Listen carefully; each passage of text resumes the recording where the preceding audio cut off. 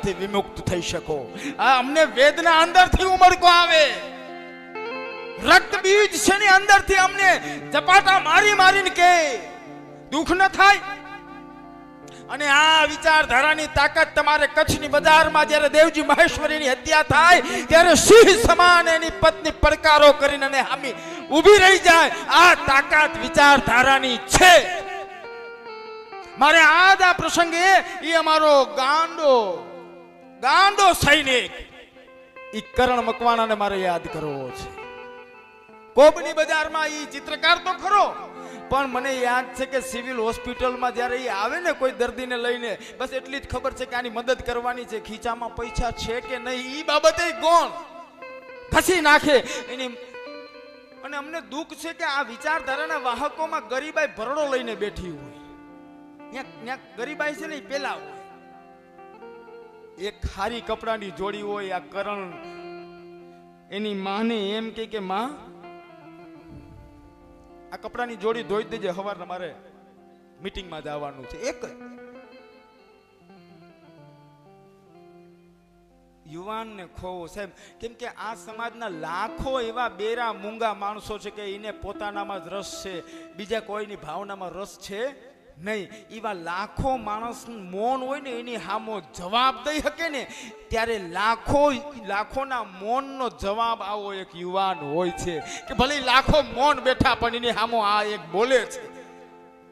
એટલે લાખો કદાચ ને ઈ કીડા મકોડાની જિંદગી જીવવાવાળા રોજ મરતા હોય ને તોય કોઈ ફેર નથી પડતો, પણ વિચારધારાનો વાહક એક માણસે મરે ને તોય અમને ઘણું દુઃખ થાય છે, કેમ કે અમારા તરકટ અમારા ભાથામાં છે ને બાણ બહુ ઓછા છે, અને એમાં કોઈ બાણ આ રીતનું વયું જાય ને તો અમને તકલીફ થાય છે।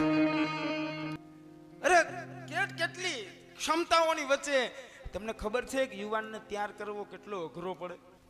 જે ફિલ્ડમાં કામ કરતા હોય એને ખબર હોય, એક તો હાવ કોરી પાટી હોય એને આપણે તૈયાર કરીએ, વિચારીએ, સમજાવીને ઘડાઈને કોઈ એક તૈયાર થયો હોય, આશાનું કિરણ બનીને વિસ્તારમાં બેઠો હોય, અને એ માણસ જ્યારે આ રીતનો વયો જાય ને ત્યારે એ પરાંગણામાં જે લોકોએ મહેનત કરી હોય ને હૃદયમાં ઘા લાગી જાય। જેટલી વેદના એને બાપને ન થતી હોય ને એટલી વેદના અમને થતી હોય। જે વેદના એક પ્રસૂતિ સમયે એક માતાને થતી હોય ને, અને એ જે જન્મ આપવા માટે જે વેદનાનો સામનો કરે છે ને, જ્યારે વિચારધારાના વાહકને કોઈ બહુજન મિશનરી માણસ કોઈ યુવાનને તૈયાર કરે ને ત્યારે એટલી જ વેદના સહન કરીને યુવાન તૈયાર થતો હોય છે સાહેબ। એ યુવાન તૈયાર થતો હોય છે, અને એ યુવાનને ગુમાવીએ ને ત્યારે એ મિશન અથવા તો જે વિચારધારાના કામમાં જે કામ કરતા માણસો છે ને એનો પડકારો અડધી રાતનો ખોવાઈ જતો। એક તો અમારા ભાણામાં આ લાડવા જ ઓછા છે એમ કહી શકાય। એટલે અમે આજ દેવજીભાઈ મહેશ્વરી યાદ કરીએ છીએ। એ માનો પત્ર મને યાદ છે કે કરણ મકવાણાની માં જનેતા એમ કહે છે કે 6 ડિસેમ્બર બાબા સાહેબ ની પરિનિર્વાણ તિથિ અને 7 ડિસેમ્બર કરણ મકવાણાનો જન્મદિવસ।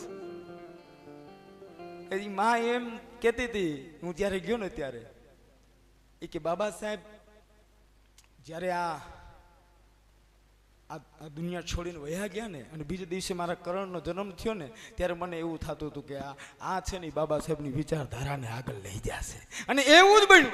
અને આજ ઈ જનેતા નો 6 ડિસેમ્બર ખાલી એના દીકરાનો જન્મદિવસ છે, દીકરો નથી,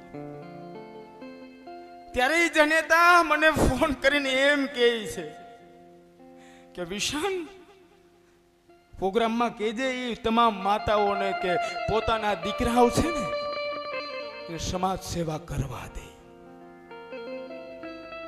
પોતાના સંતાનો જે છે ને એમાં બાબા સાહેબની વિચારધારાના વાવેતરી જનેતાઓ કરે એમ આજના દિવસે જનેતા કહે છે કેવડી તાકાત છે સાહેબ વિચારધારાની। તમે જન્મો ને મરો પોતાના પરિવાર માટે અને પરિવાર પૂરતા જ, પણ વિચારધારાનો માણસ જન્મે એ સમાજ માટે હોય છે અને મરે તો સમાજ માટે હોય છે સાહેબ। આ બે પરિવર્તનો છે। અને એ જ મને યાદ છે કે ઈ જ્યારે કોબની બજારમાંથી એની શમશાન યાત્રા નીકળી હતી અને જે લીલો ઝંડો અને અશોક ચક્રમાં મારો કરણ જાતો તો ને બહુ રૂડો લાગતો હતો ને તેથી હજારો વિચારકોના મનમાં એ જ દ્રશ્ય હતું કે અમારી શમશાન યાત્રા આવી જ હોવી જોઈએ, આવી જ હોવી જોઈએ. વિચારધારા છે કોઈના બાપની મોહતાજ નથી. દેવજી મહેશ્વરી, જયેશ જીવીબેન સોલંકી, આ બધાને જે યાદ આ વર્ષમાં હજી મારે એકને યાદ કરવા ઘટે, માધાભાઈ બળવા. એને પણ આ વર્ષે આપણે ગુમાવી દીધેલા છે. કેવડી વેદના એની ભીતર હંગરીને બેઠો હશે કે એને જે સમયગાળામાં કોઈ નામ લેવા રાજી ન હોય ને તેદી માણસ કહેતો કે ગભરા મણા દુઃખ ના ઘણા દર્દ ગ્રંથ ને દફનાવ્યા, શાસ્ત્રો બધા છેતરામણા લઈ ચોકમાં સળગાવ્યા, હોળી પેટાવી હોશથી રોડા પુરાણો રાખમાં, અણમ બીર આંબેડકર જુઓ અમર છે ઇતિહાસમાં, જુઓ અમર છે ઇતિહાસમાં. આ લખનાર માધાભાઈ બળવા. હજારો જીવ ગરીબોના હતા બેઘર મુસાફર, આ સલામત કાઢિયા કાંઠે સુકાની જો મળ્યા સાચા હિમાલય, એ હતા અમારા હિમાલય, એ હતા અમારા. આ માધાભાઈ બળવા મજબૂત હંતુ મન જનાને ધમ્મ રાખ્યા ધ્યાનમાં, ગુરુદ્રોણને દઈ દક્ષિણા દીધા અંગૂઠા દાનમાં, ઈ આશીષ મેળવી ઉજળી ગમગીન પાંડવ થઈ ગયા એવા દેવ જેવા અમ બહુજનોમાં એકલવ્ય થઈ ગયા. ઈ મેઘમાયા હોમિકાયા નિર્નવાણે લાવ્યા પ્રકાજ કરી કુરબાન કાયા, ઈ સીધા વ્યાસર તે રહી સિદ્ધરાજની બલિદાન ઉજળા દઈ ગયા એવા દેવ જેવા અમદલિતમાં મેઘમાયા થઈ ગયા. આ લખનાર ધરતી તણાઈ ધ્રુવ અમારા યવતરાય આંબેડકર બાંધો બંધારણ દેશનું અમ રજડતાના રાહબર, જેની કલમ અને ઈ કાયદે એ માધવ માણા થઈ ગયા, જેની કલમ અને કાયદે આ માધવ અમે માણા થઈ ગયા એવા દેવ જેવા અમ દલિતમાં ભીમ બાબા થઈ ગયા. આ લખનાર માધાભાઈ બળવા ઈ રંગપુરનો કવિ. એક એક જે એને લખી છે વેદનાઓ, એક એક જે બાબતો એને લખી છે, આજ ઈ માધાભાઈ બળવાની અમારી આદરાંજલિ છે. આજ આ માધ્યમે અમે ઈ કરણ મકવાણાને પણ અમારી ભાવાંજલિ પ્રસ્તુત કરીએ છીએ. આજ આંગળે અમે દેવજી મહેશ્વરીને યાદ કરીએ છીએ. કેમ કે જે આ કોઈની ટપાલું નથી આવતી મને, આ કોઈની કે વિશનભાઈ તમારો લાઈવ પ્રોગ્રામ છે આના વિશે બોલજો, એની કોઈ ટપાલું ના આવે, પણ તે છતાં અમારે એની ગેરહાજરીની નોંધ લેવી પડે. કારણ વિચારધારા. મેં કીધું છે હું ઈ કોબની ધરતીમાં જઈને બોલ્યો છું. કોબની ધરતીમાં ઈ કરણ મકવાણા ની જનેતાની આંખમાં આંખ નાખીને હું બોલ્યો છું કે માં તારો કરણ નહીં મરે. જ્યારે જ્યારે કોઈ મંચ પરથી સંઘર્ષની વાત કરે ત્યારે યાદ રાખજે કે તારો કરણ બોલે છે. જ્યારે જ્યારે કોઈ આ આંદોલનોની બજારમાં પડકાર કરી લાઠીઓ ખાશે ને ત્યારે સમજજે કે ઈ પીઠ તારા કરણની છે. અને જ્યારે જ્યારે વિષન કાથળ ગાંડો બનીને અને બહુજનોના વિકાસની વાતો કરતો હશે ને ત્યારે સમજજે કે મારી જીભ ઉપર તારો કરણ બોલે છે, તારો કરણ બોલે છે. અમે મરવા નહીં દે. ઈ માધા બળવા હોય તોય ભલે, ઈ દેવજી મહેશ્વરી હોય તોય ભલે, ઈ કરણ હોય તોય ભલે, આ વિચારધારાના વાહકો છે. અને આ તો આગ છે, આગ. આ વિચારધારા છે. જો તને લાગી સો તને જાને, જેને લાગી. હવે સાંભળજો કે બાબા સાહેબને સમાજ પ્રત્યેની લાગણી કેટલી હતી. મારે જો ઈ વ્યાખ્યા કરવાની થાય તો તમારું આગળ કરણ છે મારો ઉસ્તાદ, એનું આમ મોઢું પકડીને કોઈ પાણીના બેરલમાં નાખી દો, આમ પકડી રાખો 1 મિનિટ પૂરું. પછી આમ પછી એમાં બહુ જાજુ ન ટકે. 65 સેકન્ડ મિનિટ થઈ, 65 સેકન્ડ થઈ, 70 થઈ, પછી હું મૂકું, બહાર આવીને આમ કરો ને, એને શ્વાસ લેવાની જેટલી તાલાવેલી હતી ને કે ઝટ મને મૂકી દઈને હું શ્વાસ લઈ લઉં.